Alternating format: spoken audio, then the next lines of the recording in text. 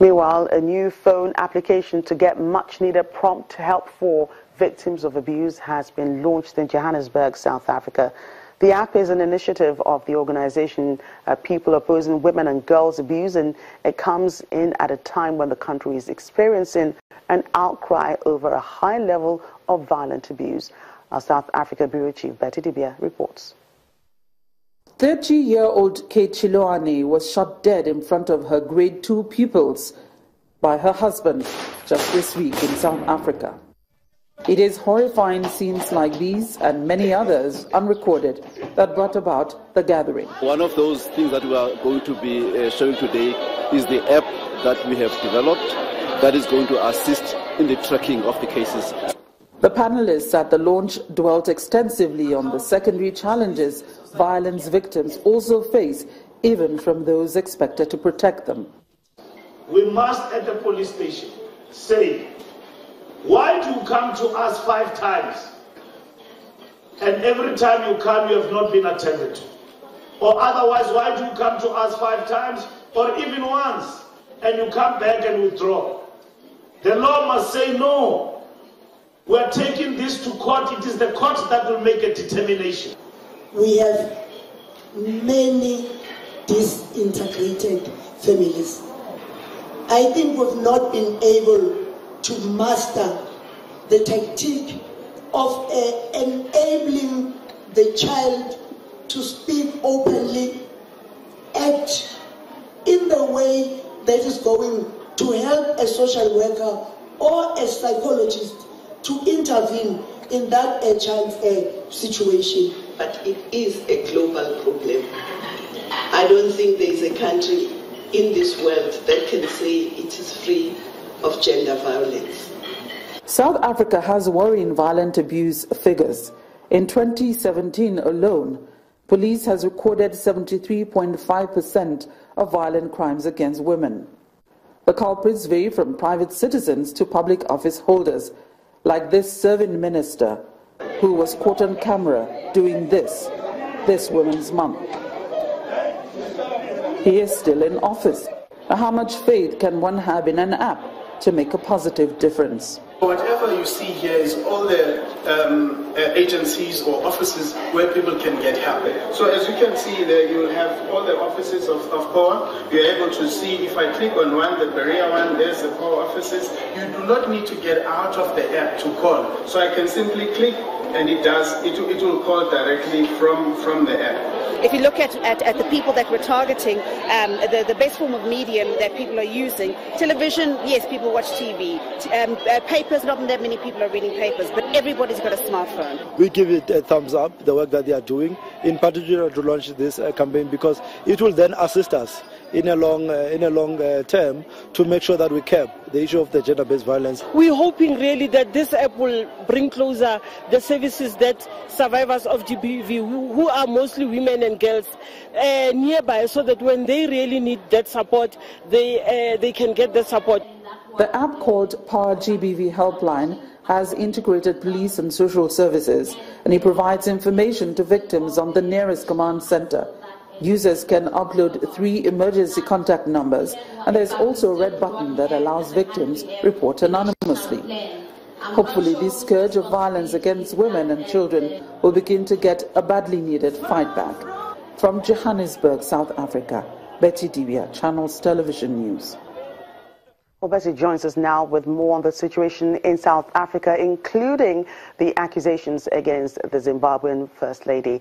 Betty, let's start with Zimbabwe. The government says it's not aware of the allegations against Mrs. Mugabe. How is that possible, considering that she was being expected at the police station and the court yesterday? Well, that's the question. How is that possible? Because we understand that a number of, apart from the lawyers to Mrs. Mugabe who appeared on her behalf at the police station in Sandton, you also had Zimbabwean government officials, because they have a high commission here. And apart from that, you have a number of ministers who are attending the ongoing SADC summit, which concluded, the ministers' meeting concluded today, and the heads of government will meet towards the weekend. So some of the representatives at that meeting at the police station included Zimbabwean government officials who have now written to the Department of International Relations and Cooperation, where they said that the first lady or the president, the wife of the president, is invoking her diplomatic immunity because she's not only here for, according to her, for personal reasons. She's also here for some of the SADC meetings which have already been going on. So it will be quite strange if the government, I didn't hear that, but it will be strange if the government says that they didn't hear anything. And apart from that, we're expecting President Robert Mugabe, who was actually expected in the country, apart from what happened for the SADC summit.